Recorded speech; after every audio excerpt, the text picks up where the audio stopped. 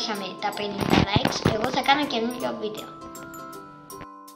Για το μιλφέι θα χρειαστούμε 2 φύλλα σφολιάτα, 500 ml κρέμα γάλακτος, 600 ml φρέσκο γάλα, 180 γραμμάρια ζάχαρη, 4 κρόκους, 100 γραμμάρια corn flour, ένα κουταλάκι γλυκού εκχύλισμα βανίλιας. Ρίχνουμε το γάλα σε μια κατσαρόλα για να το ζεστάνουμε.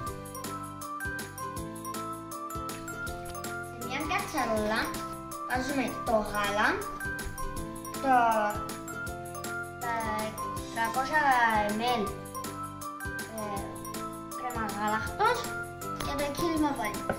Σε ένα μπολ χτυπάμε τους κρόκους, τη ζάχαρη και το corn flour.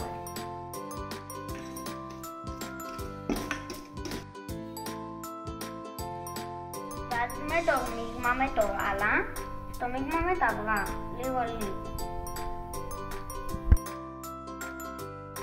Ρίχνουμε το μείγμα πίσω στην κατσαρόλα.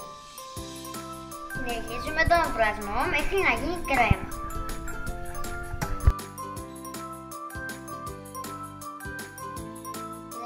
Είναι έτοιμη.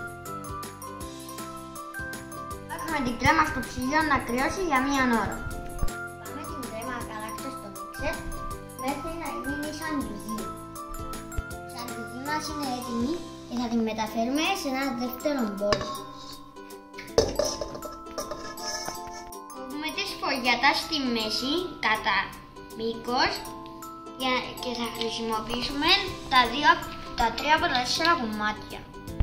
Χτυπάμε τις σφολιάτες με ένα πυρούνι. Βάζουμε το ταψί πάνω από τις σφολιάτες για να μην φουσκώσει. Κλείνουμε για μία ώρα στους 180 βαθμούς. Την παγωμένη μας κρέμα θα την ξαναχτυπήσουμε στο μίξερ. Ενσωματώνουμε τη σαντιλί με την κρέμα μας με απαλές κινήσεις.